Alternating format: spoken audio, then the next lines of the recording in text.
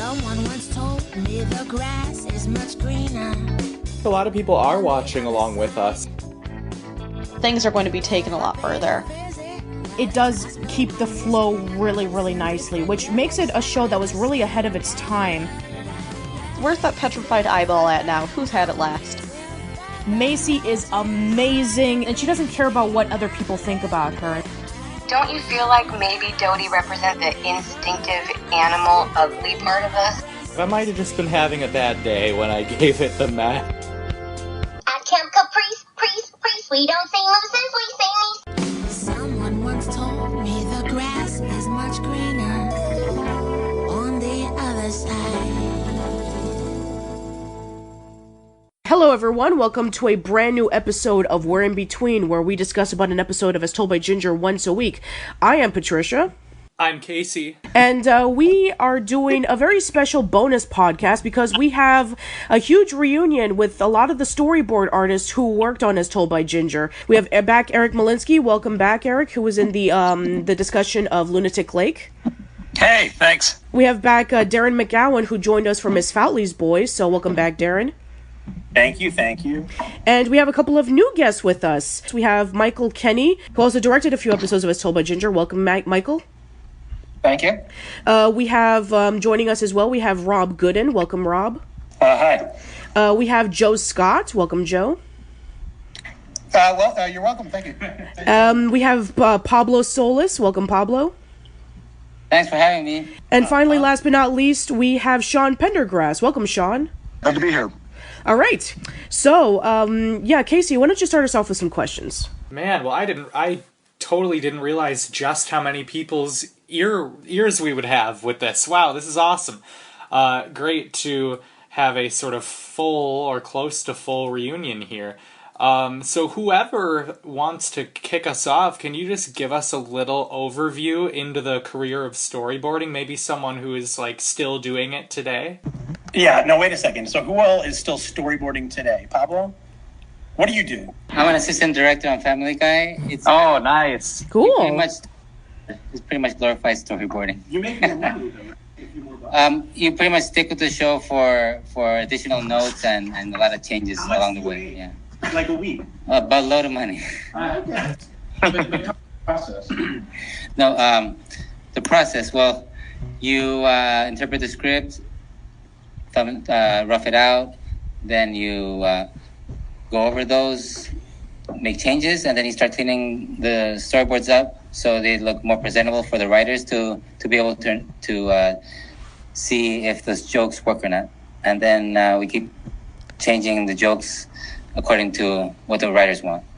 Right. So, yeah, that's very interesting. So, I need to know, were all of you guys storyboard artists for, mostly Klasky Csupo, around the time that, around the late 90s or early 2000s, or were some of you just storyboarders exclusively for As Told by Ginger? All these guys were at Klasky Csupo when I started, which was 99, except for Pablo. When did you start? 99? 2000. 99. Michael started a week before I did, but when I met these guys, it was on The Wild Thornberrys. Oh, wow.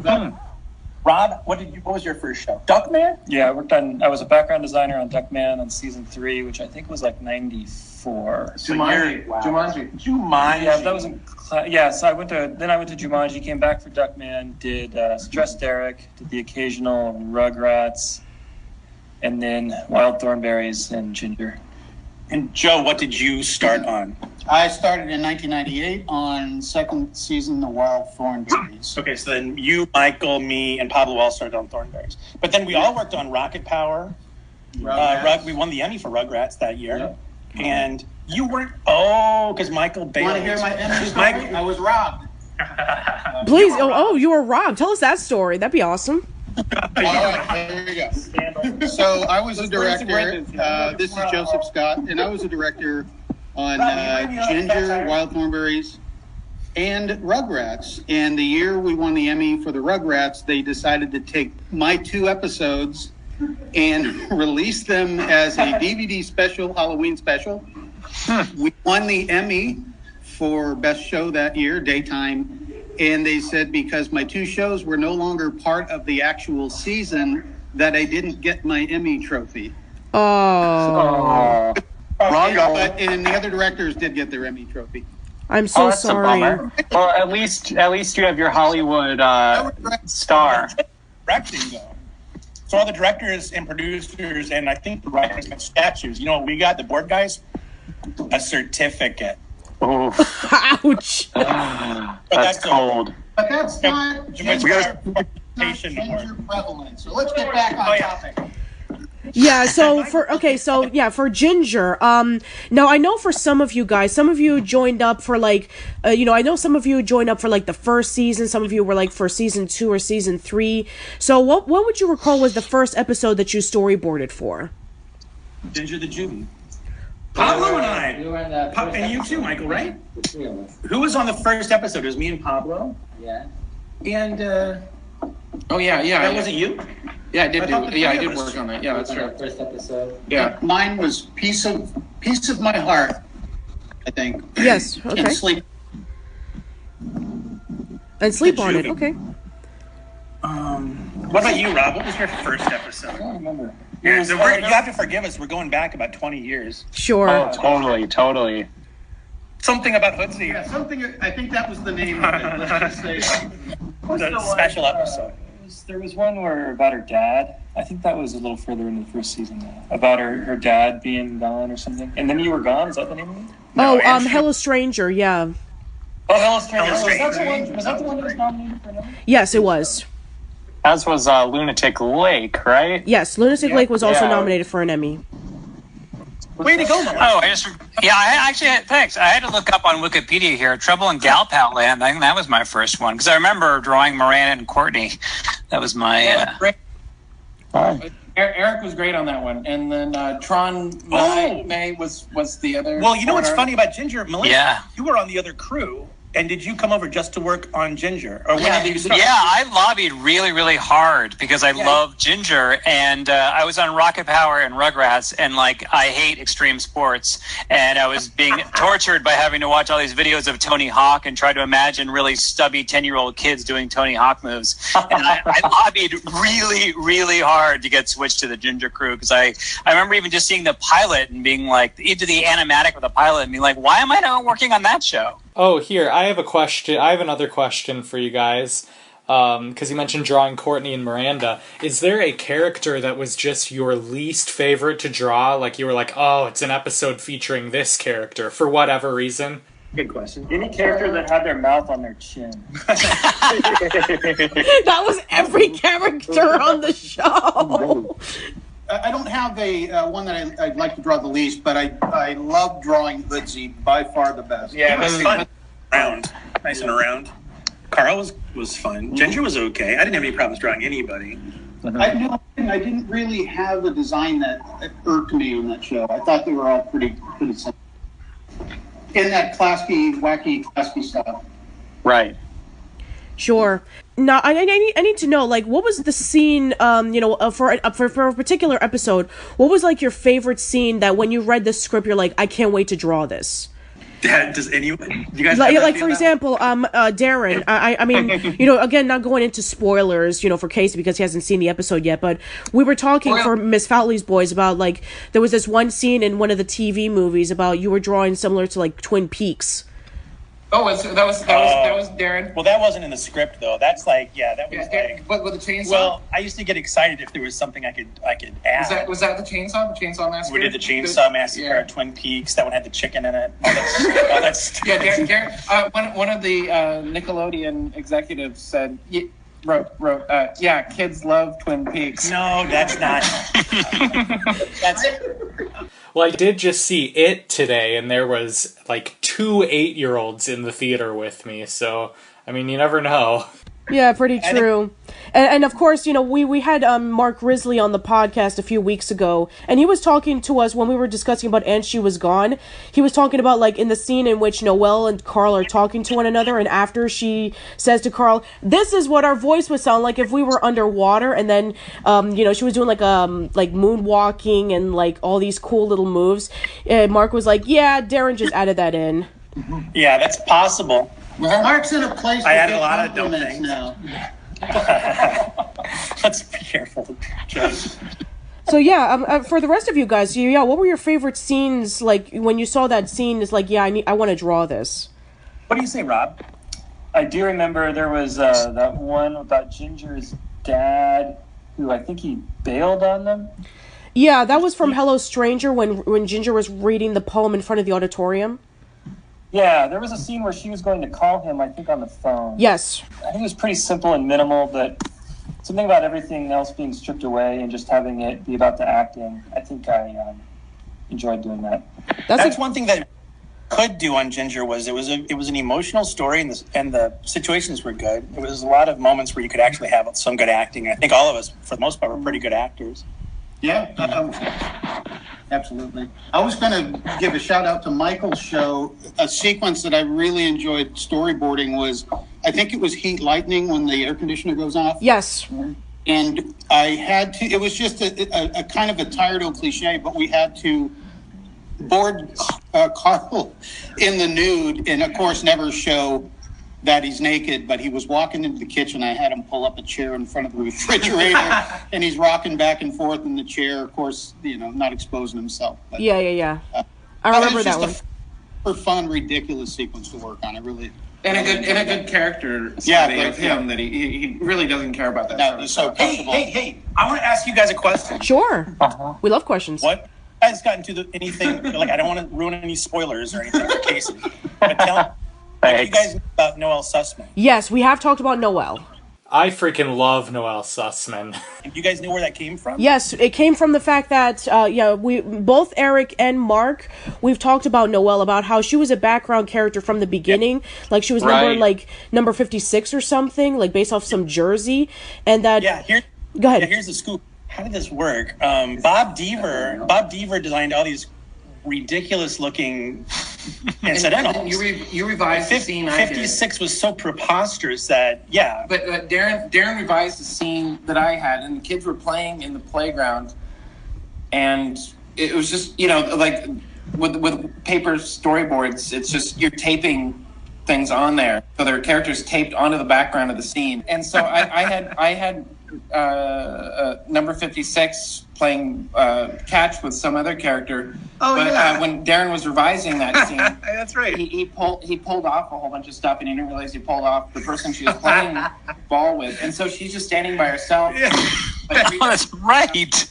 Yeah, that's right. And then not reaching her arms out, and then she was just by herself doing this weird things with her arms, and so. Darin thought that was hilarious, and well, this became a thing where we started putting secretly, Michael and I, and who else? And the timer, Craig, started putting all the back. So if you watch the, and she's doing like private like exercise and right.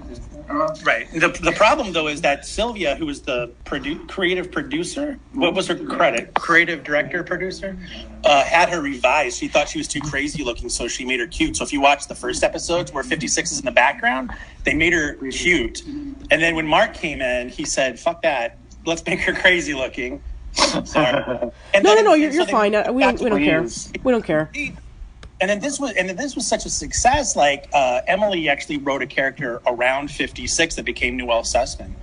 It was really funny because 56 became like our national hero. But it was our secret hero. It was a secret for a long time, and it became bigger than we wanted it to. Actually, I do want to say that when not disrespecting Sylvia Kulan at all, but when Mark came in and the show really hit its stride, we were rolling. I mean, there were no bad shows. You know what I mean? We were just rolling along, and everybody was firing on all pistons. And I couldn't have was a bad show? wanted. There was a couple, but there was no place I would have rather have been, and no show I would have rather have been working on. It was a fantastic show at its height. Still one of the highlights of my career, and we have all worked on tons of shows.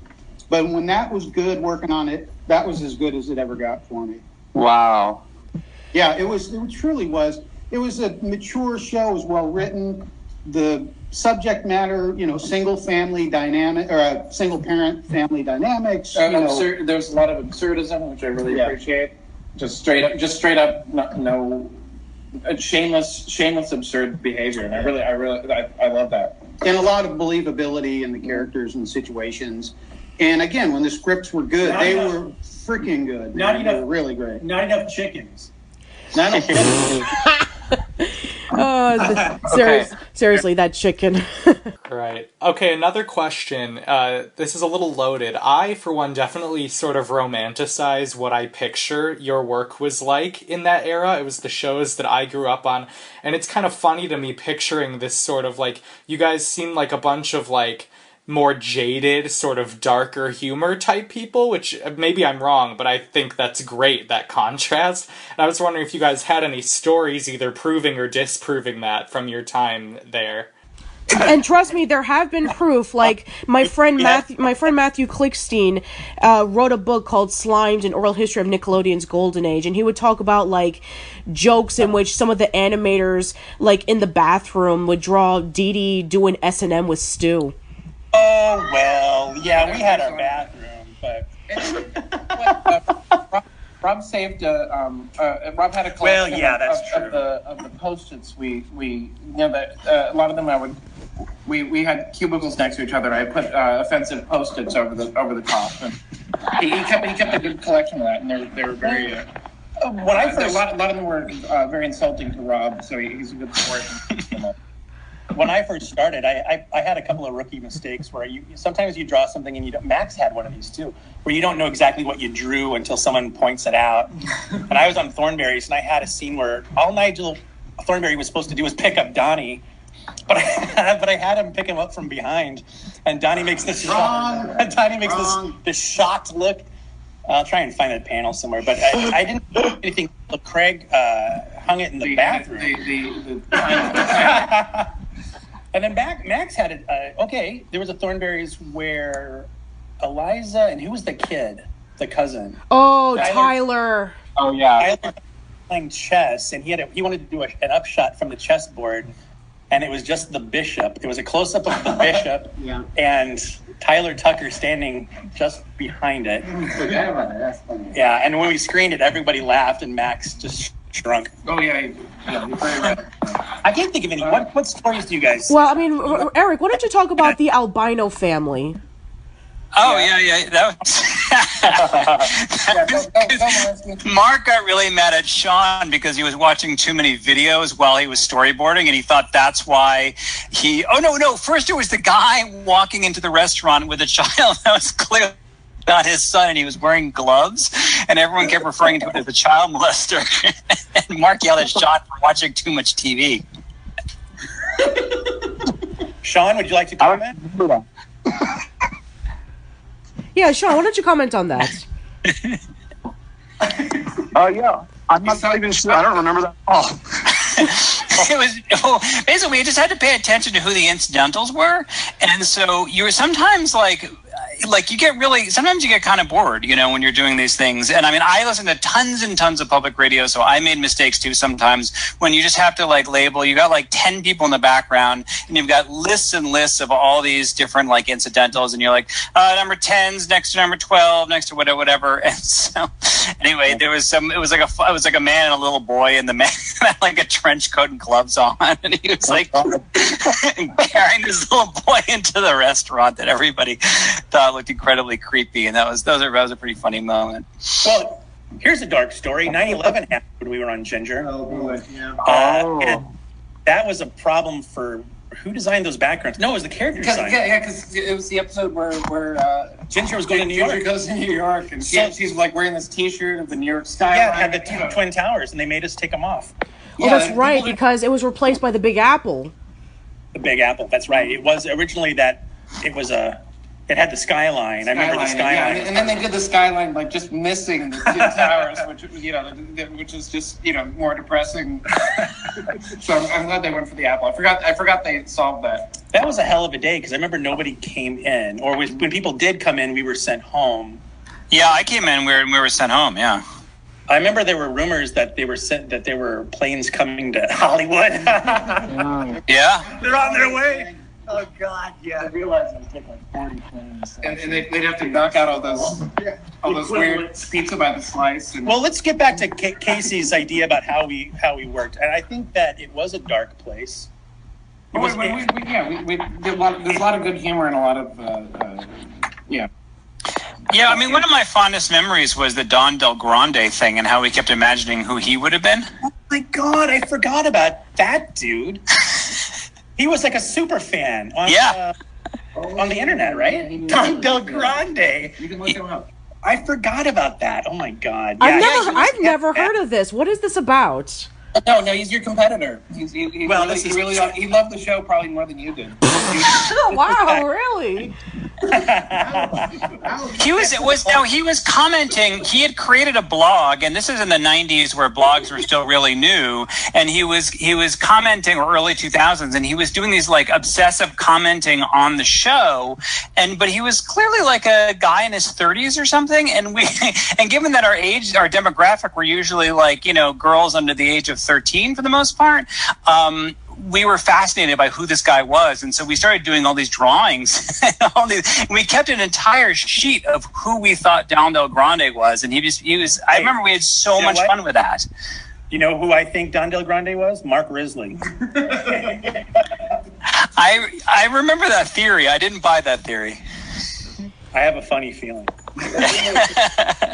He knew too much there. He was getting inside information. So, Darin, you were talking about, like, you had some juicy stories when, you were working on Klasky Csupo. I would love to know some of them.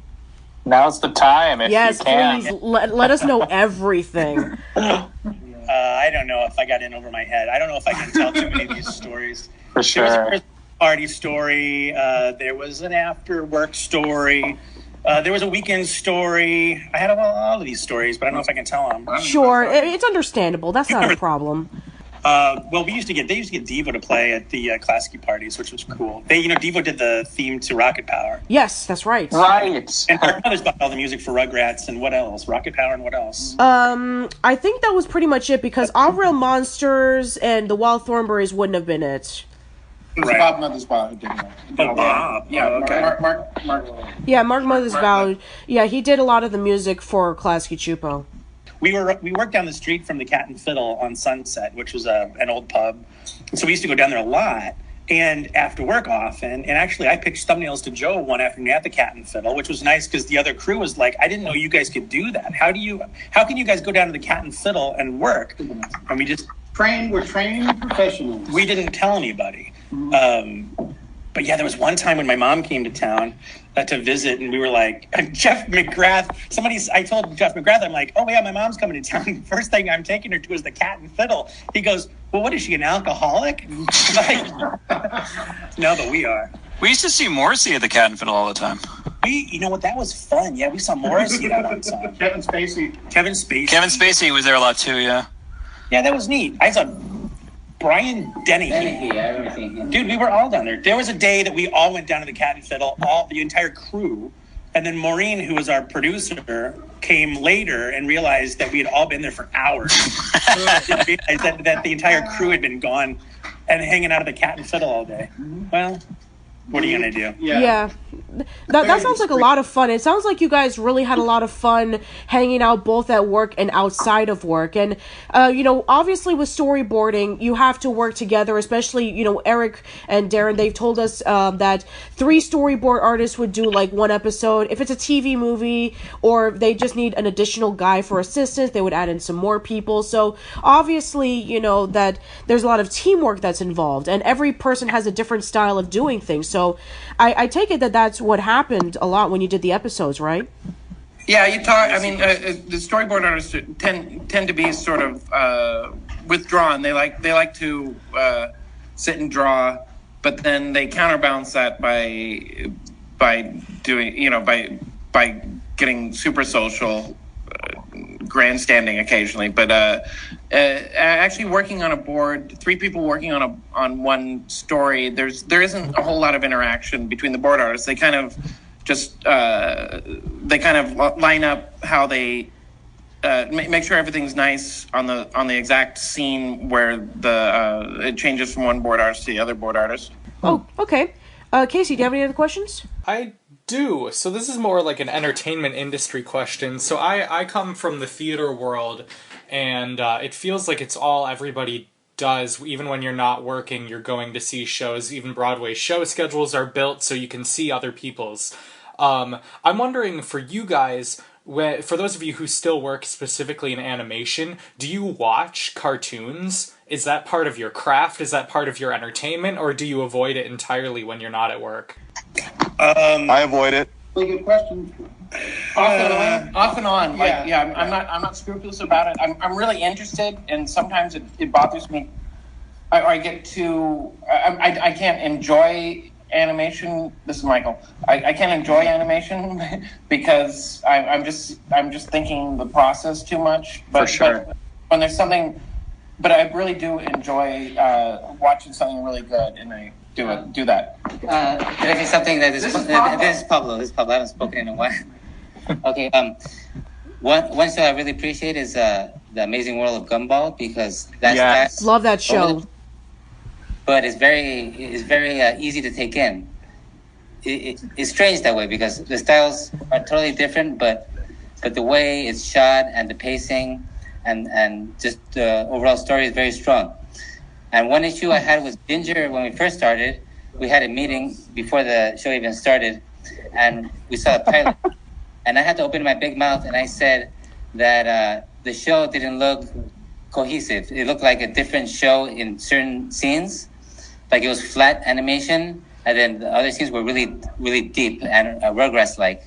And I expressed my concern that there needed to be some sort of uniformity in order for us to sink our teeth into what we need to do. So I worked on the first episode of As Told by Ginger, and I was able to try to if I could do something that we did in Thornberrys, which was make things more cinematic and try to make it deep, have the angles deep and stuff. But now I realize that a lot of that stuff, all my thought process from back then, I have to take a second look because like the Gumball show is very all over the place, but it seems to work. I don't know if it has to do with a certain balance in the style, or if the story is the one that's supposed to take the reins. It's a weird balance. I completely understand, because with Gumball, it's focusing a lot on comedy, and also it has a lot of animation shifts. Like, one moment it can be, like, you know, the traditional animation, one moment it can be, like, stop motion, or 3D, or black and white.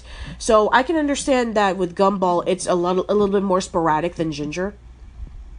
Yeah, it's sporadic, but it seems to work because it embraces the chaos. Yes, it's very cohesive in that. Yeah, I'd like to know for the rest of you guys. So Sean, do you still watch like a lot of cartoons when you're doing your storyboarding, or not really, or you just try to avoid it? No, I avoid cartoons pretty much exclusively. My son, I have an 8-year-old son, so he watches cartoons, and it's exhausting working on it. And I'm not currently drawing. Okay. I'm almost blind from staring at a computer for 18 years. So I've been out of the business for about a year, but I'm currently getting back in November, I think, and getting surgery maybe on my eyes. So we'll see. Wow. Well, best of luck with that. Yeah, best of luck, absolutely. And so Eric, right now I'm delivering parts. Nice. And Eric, for you, I know you don't work in the animation industry anymore, but do you still occasionally watch cartoons? At least back then when you were doing it, or not really? Back then I tried to watch everything like as a professional thing because I was curious what other people were doing. Now I just watch shows that I like I watch BoJack Horseman because I like it, Yeah. So, it's more like that. Like I'll hear certain things are good. Like I hear Steven Universe is great, but it's the kind of thing that if I was working in the industry now, I would definitely watch it because I'd be curious what they're doing. And now I'm like, I got a lot of other shows to watch. Sure.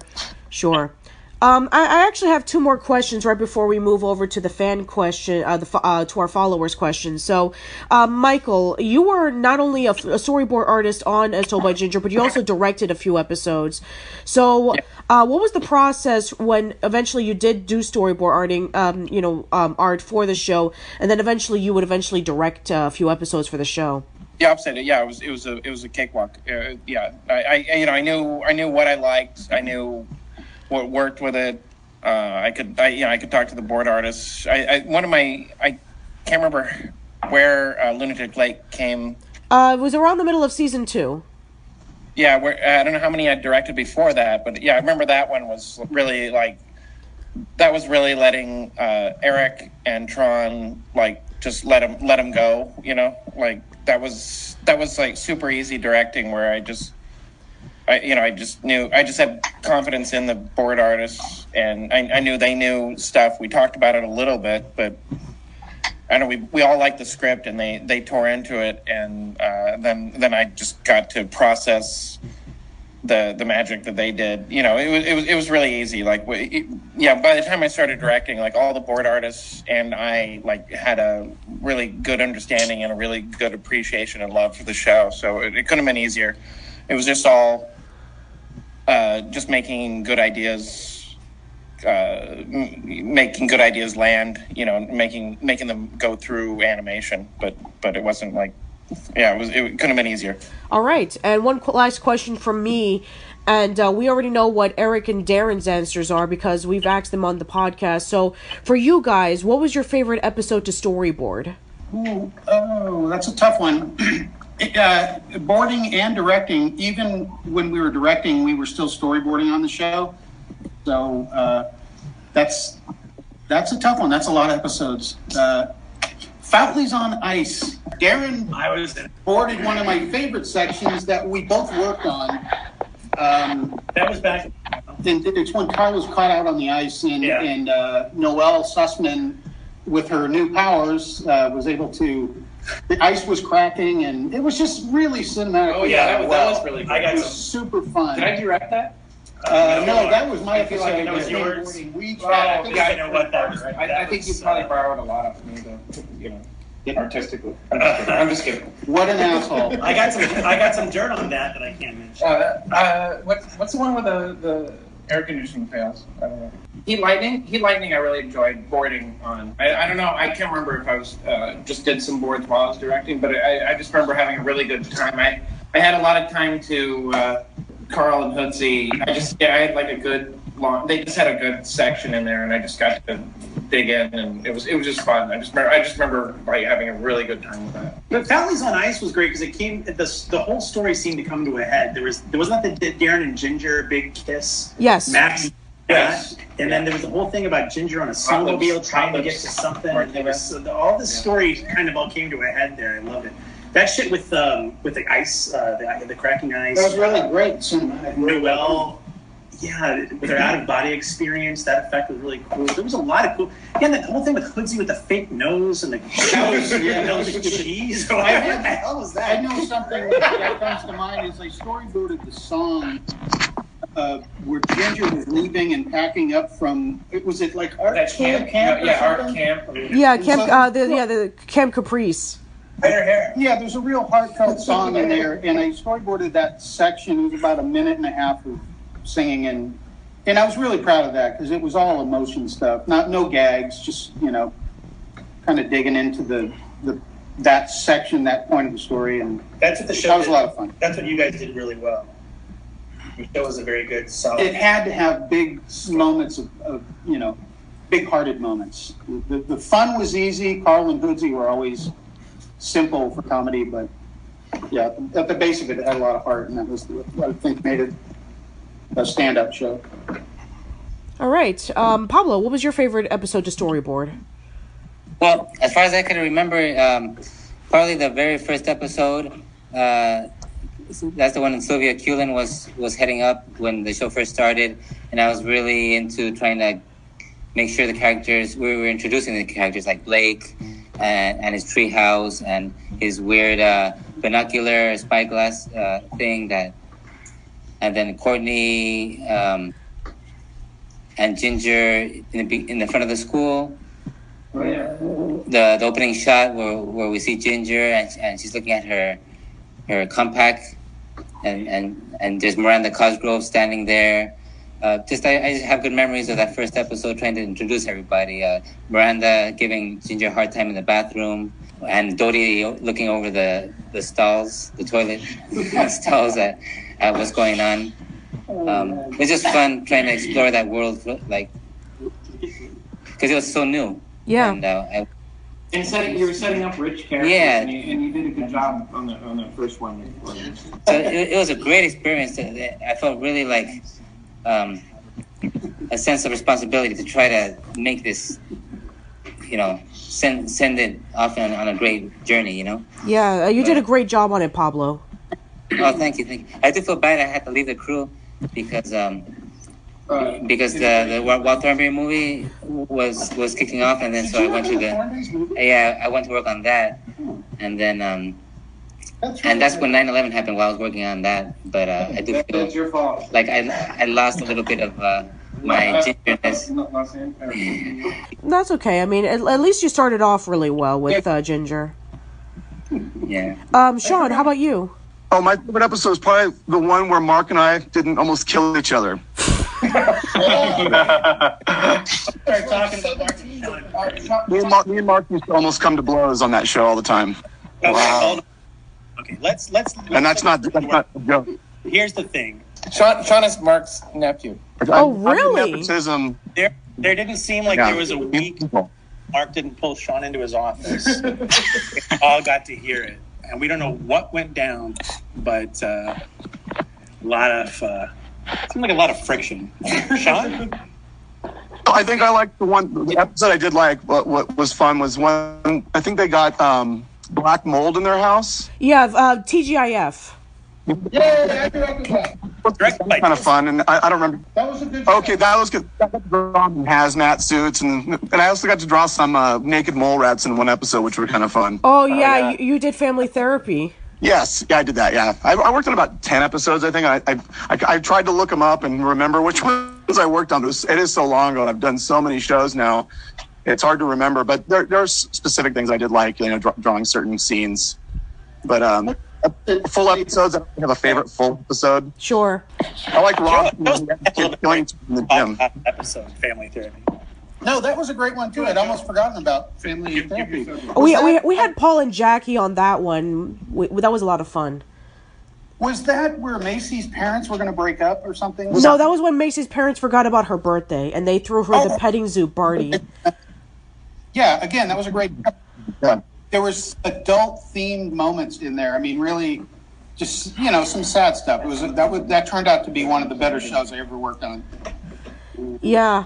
Well, one of the reasons why I left was there was openings for directing, and Frank Marino, who was on the show, was able to take a spot when Mark Grizzly left to work on the feature. And then don't forget, Dean had his heart attack. Dean had his heart attack, and everyone was drooling for that spot. There was two openings. There was one opening that I think Frank took or someone took, I forgot. But then Joe was able to take the second one. Oh no, there was another one that was open, but then Anthony Bell came from the commercial department out of nowhere. I thought Tony came from. He was working on the McDonald's commercials or something. McDonald's. Yeah, making McDonald's stuff. So I think very progressive. Yeah, very progressive. So Casey, do you have any questions? Because our listeners have a lot of questions. Cool. I don't think we should take up too much more of their time. I'm good to move on. All right. Well, fantastic. So we actually have a lot of questions from people who are interested in joining in the storyboard artist industry. Some of them are artists. So let's ask some of them. So we have a question from DJ, aka No Parking Barry, and he says, "Hello, storyboard artists of As Told by Ginger. Isn't it is so cool that you guys have an amazing Nicktoon on your resumes. Anywho, I'm doing practice in storyboarding myself. Here are my questions. Number 1, how acceptable are rough thumbnail storyboards, and when is it too rough?" It depends on how talented you are. Okay. Yeah. No. it depends on exactly where you are. That's a really difficult thing in animation. Depends on the director. Yeah, it depends on the director, the production, and the studio. Like it can be very different. Like they can really appreciate it being rough because they don't want you wasting time where you could be coming up with good ideas. Yeah. Or some places they want it to be exactly like it'll be on TV, and they don't want there's a huge there's a big spectrum on it. Yeah, big spectrum, and you can't count on it from place to place, and it's a very frustrating thing. Somebody can be really great at one studio, but they'll go somewhere else and they think, oh my god, it's too they don't draw well, and it's just because this person draws roughly, or anyway, it's so that's a very troublesome thing. But however you do, whatever roughness you do draw, some studio will think that's the appropriate level of roughness, and so at least you have that. As long as they're clear, and you don't have to draw every acting pose. It's Facebook birthday wishes drive me crazy. Oh, happy birthday, Sean. Hey, thanks. But that was part of the fun. Hey, I do want to add one thing to what Michael said. Is the other reason, the benefit of keeping it rough, if your shots are clear and you keep it rough, because down the line when editing comes along, and there's a lot of scenes that if you bust your ass cleaning up may still get cut from the show. So it's kind of hedge your lean towards the rougher stuff, I believe, until you really have locked an animatic, and then you can worry about cleaning stuff up. In all the places we work, I'll speak for everybody, a lot of places encourage a little bit of roughness as opposed to more of a polished or clean storyboard approach. Not rough draft. Not rough draft. A couple of us worked on Futurama, and that was not the case. So, it's one of my favorite shows. I'm really glad to hear that. Actually, that's awesome. It was a love-hate experience, but it was a great show. For sure. Darin and Joe both. Yeah, Darin and Joe. I went on DVDs. And Pablo was there. Yeah. And Pablo too. I tried. All right. DJ's second question is, how do you create templates for scenes that includes a camera pan, either a simple one or a complex one? I think Rob's going to field this. I didn't hear that. What? A camera pan? Camera pans. It's all computers. No, so I'm afraid I didn't understand. You do long drawing. You show the. Yeah, you make the drawing really long. I mean, when it was on paper, it was more simple, I guess, or easy to talk about. But you do a drawing that has the part of the room for the beginning of the camera move, and then the part of the room for the end of the camera move. And you now with Storyboard Pro, you can time it out and and see how long the camera move is. But I don't know. Am I answering his question? Sure. I mean, that's fine. Okay. That's a hard one to explain. All right. Well, his third question was, and I think this will be a little bit easier, how many model sheets would you have around you when you're crafting the storyboards? All of them, if possible. Yeah, it depends on how much wall space you have, or your second monitor now, or you'd have your lineup in front of you. You would definitely have. What we used to do was pass around. Someone would go to the copy machine and make smaller versions of these things, so we could tape them right up to our desk. So when you're drawing, you could actually look to your left and have every model sheet right next to you. So we had turnarounds, lineups, everything. So we knew exactly how tall everyone was compared to everybody else. Sometimes we'd have the backgrounds pasted up every place. So the entire cubicle was filled with any kind of reference you could find. But that was the old days. Now everything's in computers, so you can just pull things off of a server and stick them in. PDF file, right. Sort of scan through a PDF file. Same principle. You want as many model sheets at your disposal as possible. Yeah, and I'm sure for a TV movie, which some of you guys did do TV movies, that was probably like double or sometimes even triple the work. It's the same amount of work per week. I mean, it doesn't make a difference to a storyboard artist because you get you do so many pages per week, and you kind of just keep going. Oh, okay, fair enough. Okay, can I have a tip? Oh no, but Pablo's got a caveat. Can I have a tip for TV storyboards? As far as the character that's designed for that show, if you use the 3/4 head, the 3/4 position, not the front or the side, the 3/4 is called 3/4. That one, if you look at old Scooby-Doo cartoons, if you look at Flintstones, if you look at any TV, you pretty much use that head, and you could put any body on it. Whether you're looking down on a person or up on a person, you can pretty much cheat that head in 90% of the time. So if you're wondering if the draw character on model, that's a good starting point.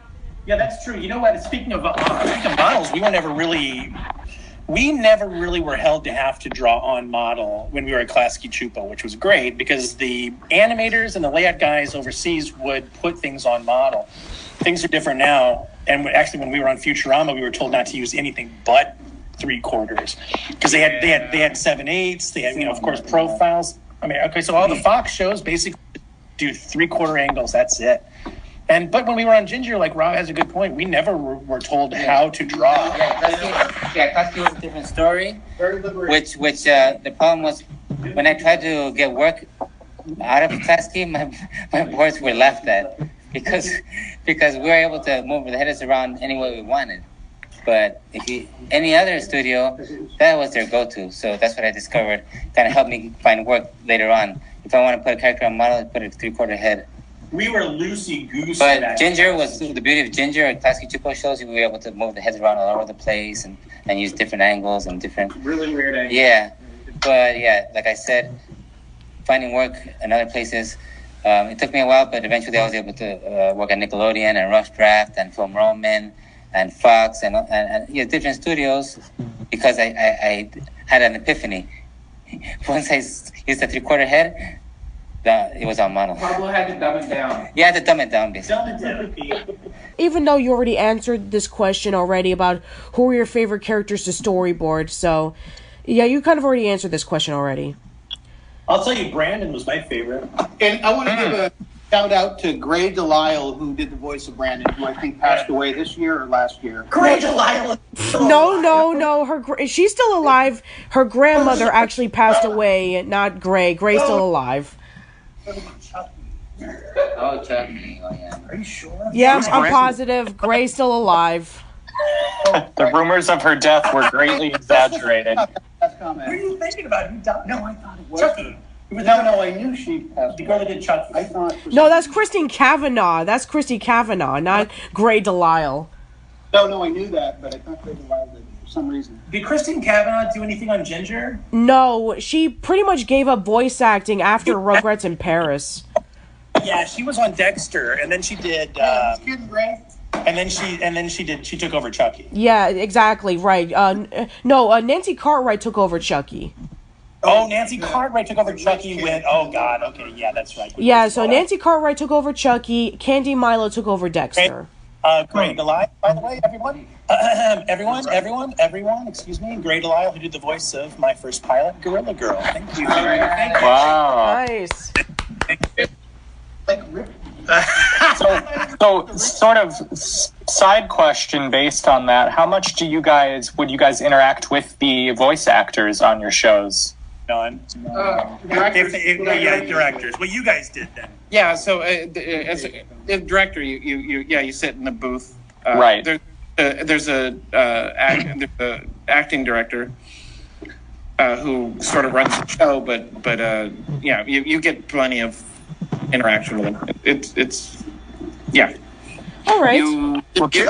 It's more director. It's more along the lines like, hey, the character you're talking to is a really long ways away, or there's a lawnmower going, or there's or you're in rain. It's really loud. You need to yell when you say this line.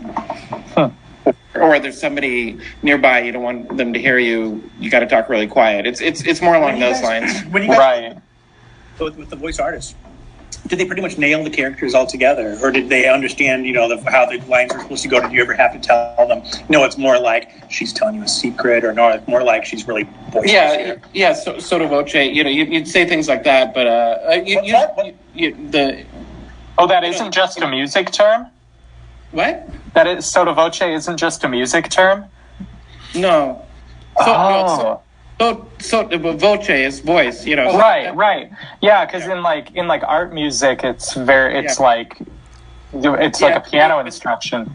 Yeah, Michael likes to get fancy something. Sorry. I'd never heard that used to voice actors. That's awesome. Actors. Yeah, but you asked for that, but you also, I know the characters. I mean, the actors usually are, you know, they know their characters really well, you know, potentially more than you do. So there's a lot of difference, you know, you can give to the actors on sort of developing their characters, because they're really invested almost all the time, you know, always. It sounds like the best thing you can do as a director is to let everyone just do their thing. Which is, that was my director thing. It was like letting people invest themselves and do a great job, and then try and make their great job land right, you know. Yeah, and also, you know, I think Jackie also told us stories about how every director they would have for As Told by Ginger would be completely different. Like, you know, Eric Casimiro would be like very mellow, letting the actors do their thing. I'm sorry? As a writer. Eric didn't direct. Yeah, Eric did help. Well, I mean, like, Eric Casimiro would, like, you know, help the actors a little bit with the acting. Yeah, that's right. Yeah, he was the writer. Yeah, the writers in the record room do a lot of inference. But yeah, and Eric was always really respectful. Yeah, and then Jackie even talked about, like, and then there's some directors like Charlie Adler who will be like incredibly crazy. It's like, you know, Macy's gonna be doing this scene, and then would be making like a lot of off-color jokes. Yeah, he would. Charlie Adler was. I mean, it was hilarious, but it was unnerving, because he would, especially when we had kids recording, he would say, "God, boy." I mean, that whole thing about Anne Frank in the attic or something was like, wow. What? I didn't know about what? but I'm sure that sounds like his range.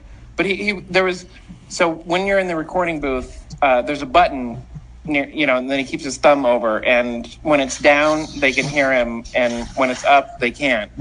And he would have his thumb going up and down as he was talking, and say horrible things to children, but they wouldn't hear it, because he'd have his thumb up briefly, but it would just to spook us in the booth. Charlie Adler was a master of his craft. He was fast on his feet, and he loved the phrase, "My mother's sister's ass." But yeah, he was very energetic, and very. Yes. But he always knew.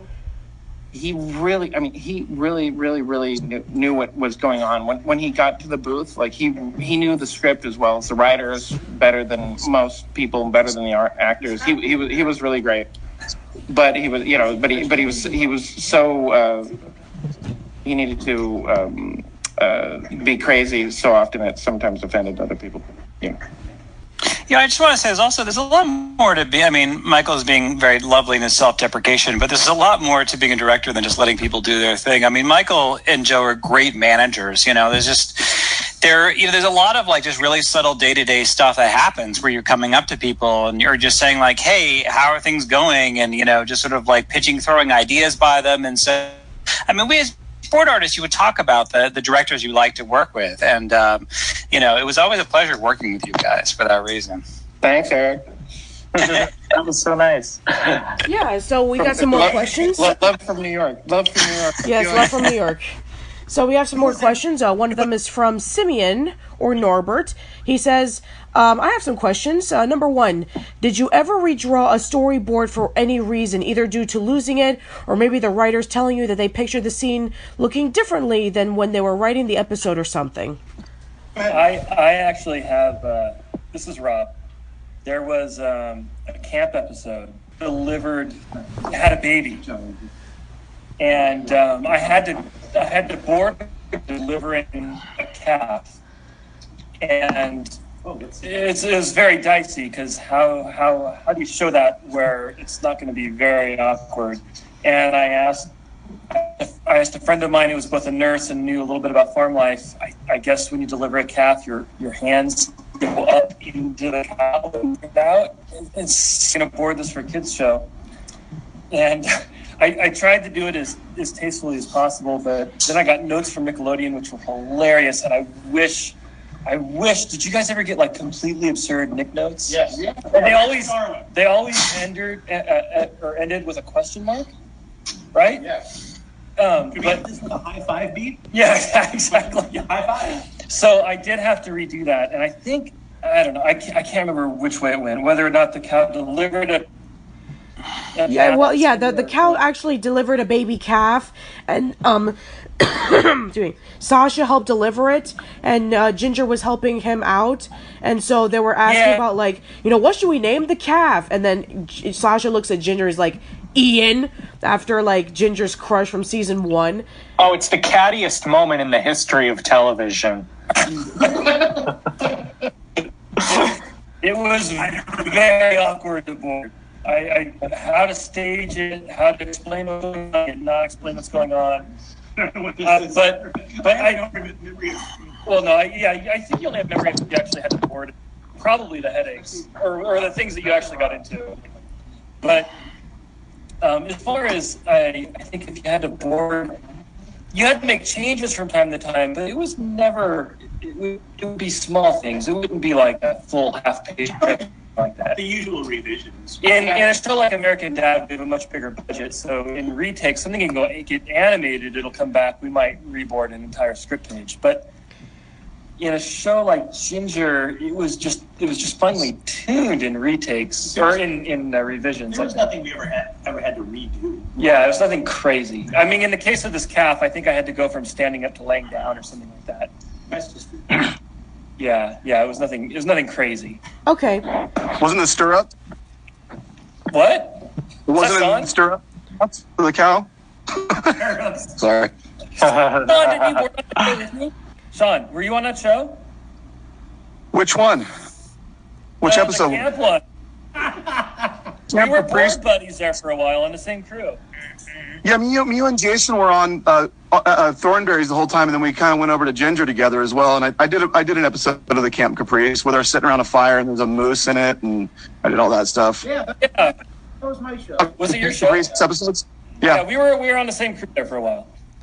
I got credited in Jane Goodall's book. Remember that book about Jane Goodall together? Yeah, that was a Thornberry's one.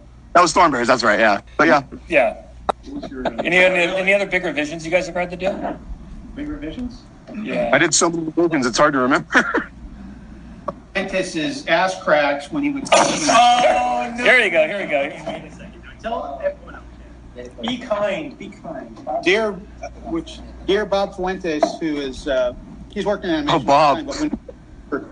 To our show, he had a tendency to draw the ass cracks above the belt line on the female characters. That was on and we would have to go. Oh, it was on Thornberry's? It was on Thornberry's, but he kind of lost his mind. Skip it. He Anyway, if you could imagine, whatever the show was, we had to go through the entire show and erase ass cracks. See, this is the kind of content I'm hoping for. That's nuts. That's awesome. He was an older, more frustrated on his way out. Former director. We were all such fans of Bob. I can't even tell you. Bob came. I don't know where he came from, but we had such a great time with him. From heaven.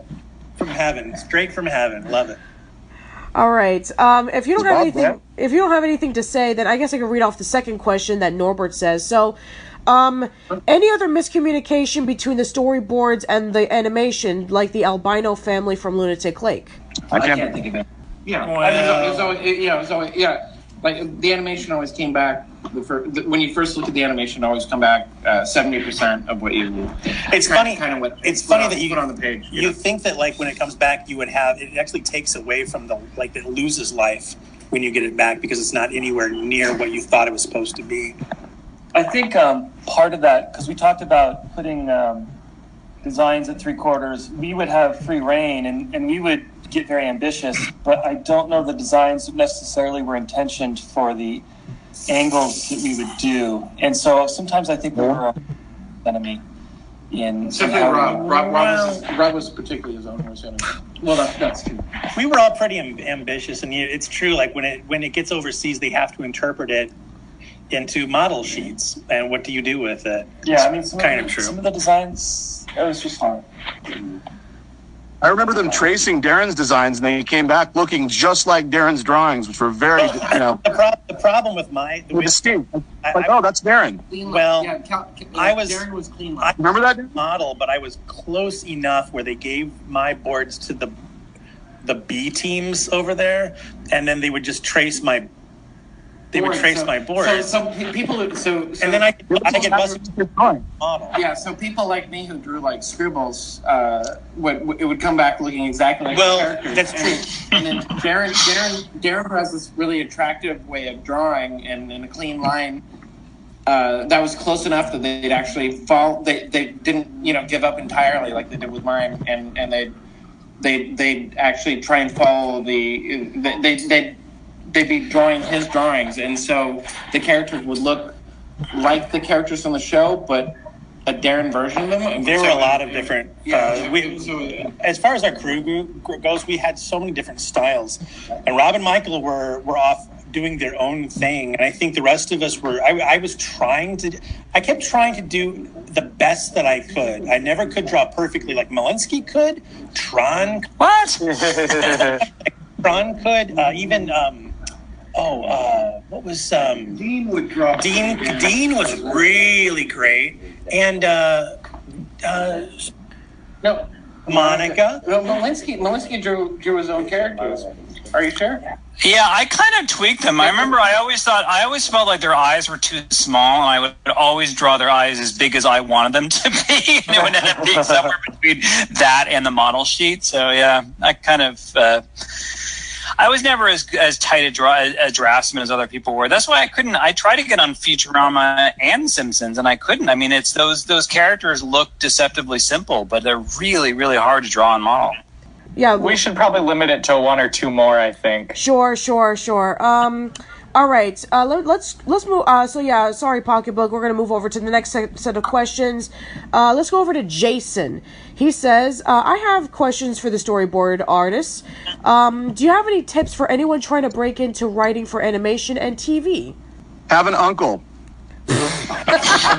Any uncle? Make sure your uncle's in the business first, and you're. John's uncle also gave me my first copy. Mark was one of my favorite directors. He was my first director too, so he broke in a lot of us. Yeah. Okay. Nice. Take this. What? I don't know. I don't know. I lucked into it. I can't. Here's the thing about what I'm learning about kids these days.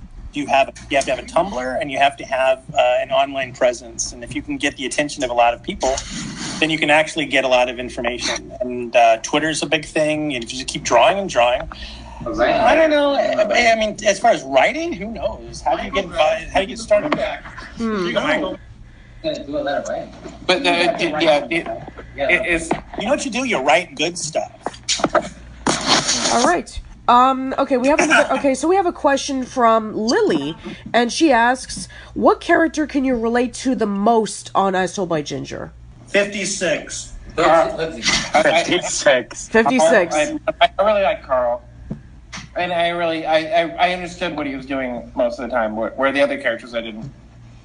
Mine would be Buddy, the real estate agent. Oh my god. When he takes Carl under his wing, I got. That's like later into season 3. I don't want to spoil it for Casey, but yeah, he's voiced by Ben Stein, which is crazy. That's right. Macy's cool with their fancy features in bedroom. Yeah. That can't tell us. Rob, who do you relate to on the show? I guess Hoodsy. I like the draw. Hoodsy's good. Probably Ginger, actually, even though I'm obviously not a girl. But I would say... Not obviously. No, not obviously.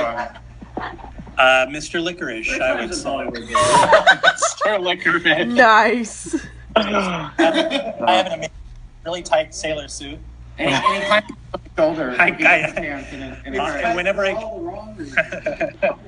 But can you play the piccolo? Yeah, can you play the piccolo? You don't know how well I can play the piccolo. Did I tell you my sailor suit involves no pants? All right. I was gonna add, like, for me it would be Darin. Like, Darin to me is like the typical Darin the character, the typical awkward teen. And then I was so disappointed when they made him like handsome and buff when they jumped to high school. I wanted him to just keep being really awkward. I agree. No, yeah, he got those braces off and he was the shit. And that was the end of Darin. Yep. Again, I'm not going to do deep Darin into McGowan it. never got buff and cool. I boarded the sequence when Darin got his braces off. You know, I love that sequence. That was the end of me. Oh, man. All right. I think that I can ask like one last question for you guys. So, I know that you guys done a lot of, animation or you've done like a lot of different stuff in your career, animation or otherwise. So when looking back on your work for As Told by Ginger, like not only just you storyboarding, but just that like the overall package, what do you think of it as a whole nowadays? As a whole? What's your thoughts on the... Yeah, what's your thoughts?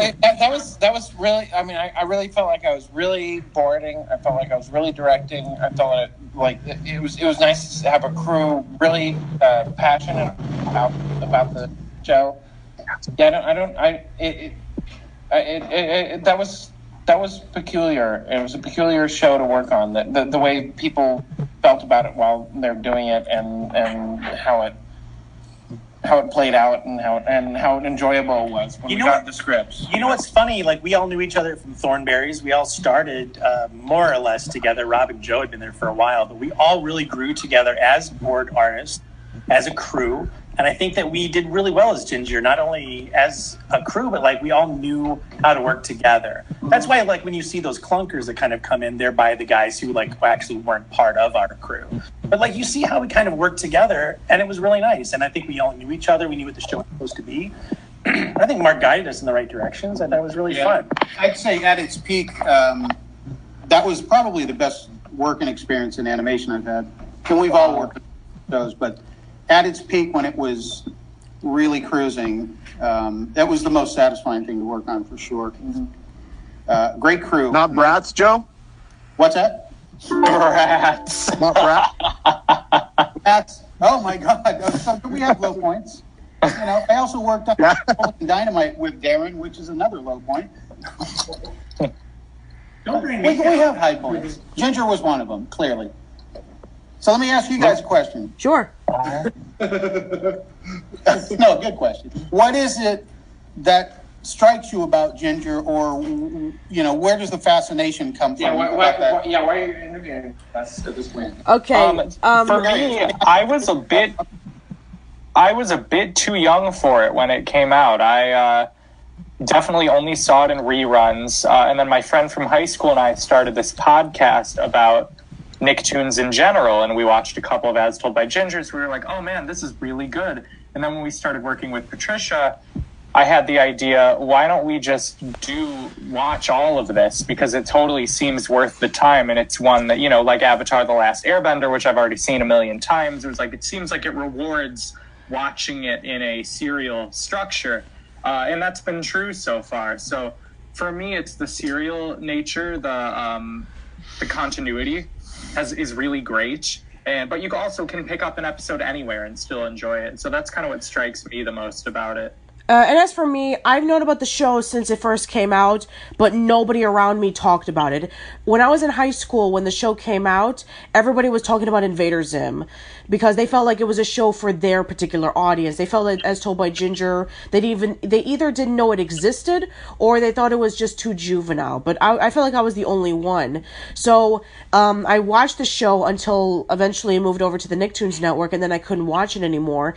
And then I got back to it like 6 years later in 2010 when The Wedding Frame came out, and I was completely confused because the last episode they showed was they were towards the middle of season 3, and that was when they no longer aired anymore.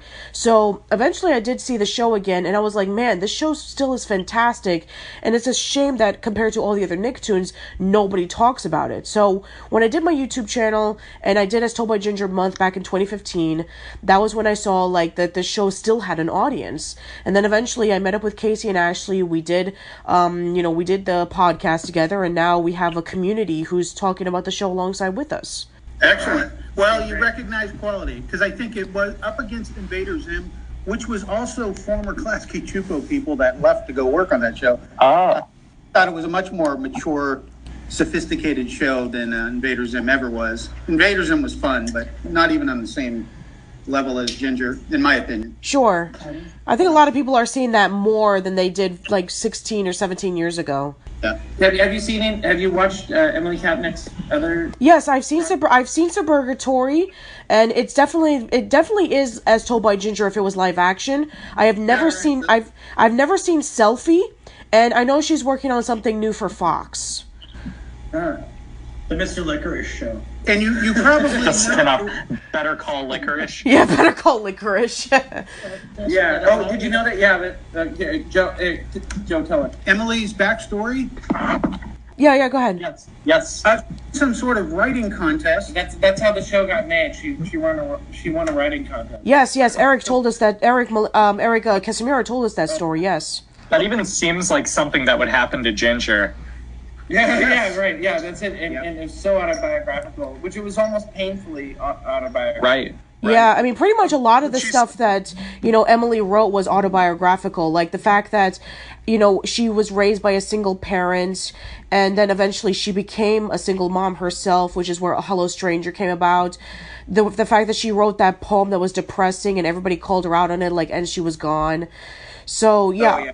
A lot of the episodes that, and also we even talked for everybody who's been on the podcast thus far about everything that has been shown in the show was based off of somebody, like Eric Casimiro being afraid of talking about his body for Gym Class Confidential, Paul afraid of rats and then not going to the bathroom as an experiment for family therapy, Paul Greenberg. I even read somewhere, not just Cartoons Nicktoons, that Kay Boutelier, who worked on The Wild Thornberrys and all these Klasky Csupo shows, her teacher was the one who brought the mummified hand for Hello Stranger. And Emily Kapnick went to high school with Jennifer Aniston. Really? Jennifer Aniston? Wow. Yeah. And she was she was really mean. She was a super mean girl. She was the bassist for what's her name? Courtney? Miranda. Oh, Miranda. Holy crap. No way. Jennifer Aniston from Friends was where Miranda came from. Holy crap. I didn't know that. Would she walk behind? Boom. We leave it on a great note.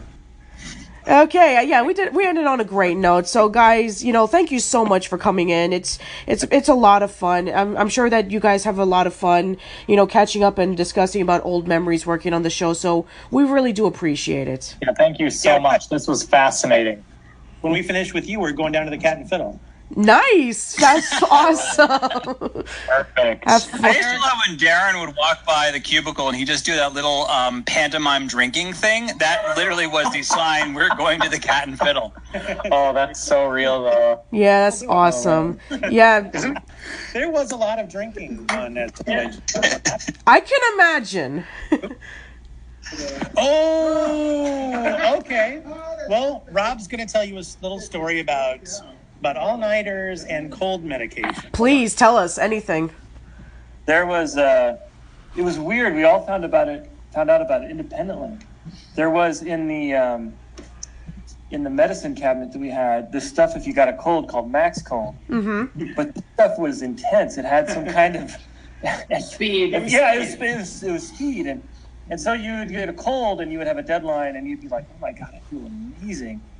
And then would come the time when you would not have a cold and have a deadline. You'd be like, what? Max Cold stuff still works, and you go to the Max Cold. Then you go back to the Max Cold at every deadline. And then in the case of the show I did with Joe, I was pulling an all-nighter and I was exhausted, but I was on max cold to try to finish this stuff. And I go into Joe's office. And he had a couch and a bottle of tequila. First, I thought I'm going to get a couple hours of sleep on Joe's couch so I could wrap up this show. And then I couldn't sleep, and I reached for Joe's tequila, and then I thought, this is not a good start. Good for me. But yeah, max cold, crazy stuff. Yeah, finish your drink. Coffee is a much better thing to go to if you need to. But I wasn't a coffee drinker then. Stay out. Man, that was crazy. Max cold, yeah, I think it's gone now. Wow, that's a great story. All right, well, thank you guys so much. A lot of all-nighters. Yeah, I'm sure you. I can imagine. Yeah, absolutely. So yeah, guys, again, thank you so much for coming into the podcast. Really do appreciate all your fun stories, and just the fact that you guys are coming together just to talk to us for like over an hour. That really means a lot to us. Well, thank you. No problem. Thanks for appreciating. You're really good interviewers. You're really very professional. I've actually been interviewed by actual magazine. Yeah. You do a job of that. Well, thank you. Yeah, this is fun. I haven't heard of these guys in a long, long time too. It's fun for me too. Shut up, Eric. All right. Well, listen. Right before we go, so yeah, where can people find you at? Do you guys have any like upcoming projects you like to share? You guys have any like websites that you like to plug and self-promote? If you need to track me down, I'm at Fox Television working on Family Guy. Nice. All right. Thank you, Pablo. Just a little show, Yeah, just a little show, Family Guy. Nobody knows. Yeah. Okay, thank you, Pablo. Sean, what are you currently working at? If you need any quality auto parts, I can deliver them to you. If you like, I work for a place called Fast Undercar, delivering auto parts right now. But I think I'm getting back into storyboarding soon, so we'll see. Fantastic. Wonderful. That's a horrible job. What I'm doing now. All right, Michael, what are you doing now? I'm working on a pilot for Disney. Top secret. Yeah, I guess I'm supposed to not say. Okay, no, that's okay. That's wonderful. It's like a old property from the '80s, and it's fun. It's exciting. Sure. I've been up Miles from Tomorrowland, which has gone really grown up. But it's a Disney Junior show. Okay, cool. That's nice. Yeah. What about you, Joe? No, don't talk to Joe. Don't talk to I am working at Disney on a show called Milo Murphy's Law. Yeah, that's right. It's Jeff and Swampy Marsh's new show after Phineas and Ferb. Yeah. It's an unofficial rebooting of Phineas and Ferb. Let's put it that way. No kidding, they're going to show up in the show. So yeah, I'm actually looking forward to that. Actually. Yeah, I think they did finally release it. We weren't able to say anything about that for obvious reasons. Either. Sure. I enjoy working on it. I'm like a storyboard supervisor on it, and I'm having a lot of fun. Yeah, that's great. Yeah, I've heard a lot of good stuff about it. Let's see who else. Rob? Yeah, Rob, what do you got? This is Rob. For about 10 years, I've been on American Dad. Nice. Wow. And that's what I do during the day. And at night, I did a graphic novel called The Kurdles. And I'm going to have a magazine coming out called The Kurdles Adventure Magazine. It's an all-ages comic that should be coming out at Comic-Con through Fantagraphics. Look it up. It's Kurdles with a K. Yeah, with a K. Okay. And you can find me on Instagram at Nidog, which is Nidoog. Okay. And Darin. Wonderful. And, okay, so Eric, would you like to plug in your podcast? Yeah, I mean, I mentioned when I was on your podcast before. Yeah, but I have a podcast called Imaginary Worlds about sci-fi fantasy stuff, so. Okay. And last but not least, Darin, your work on The Loud House. I'm still in The Loud House, and we're in our season 3, and I just finished the pilot for my Nick Jr. preschool show. Nice. Congratulations. Awesome. Yeah, I remember you mentioning that. Yes. And thanks for the Twitter message the other day. I was so glad you had listened to our episode that featured Loud House. I was catching up on all of my old podcasts. I'm like, oh my God, he said my name. I love it. Yeah. That's great. Fantastic. All right. Well, that's it, everybody. Thank you so much for listening. Let us know in the comments below about your favorite episodes that you noticed various animation styles. Let us know about, each of the storyboard artists, about, what your favorite stories were with them, because there's a lot of them to share.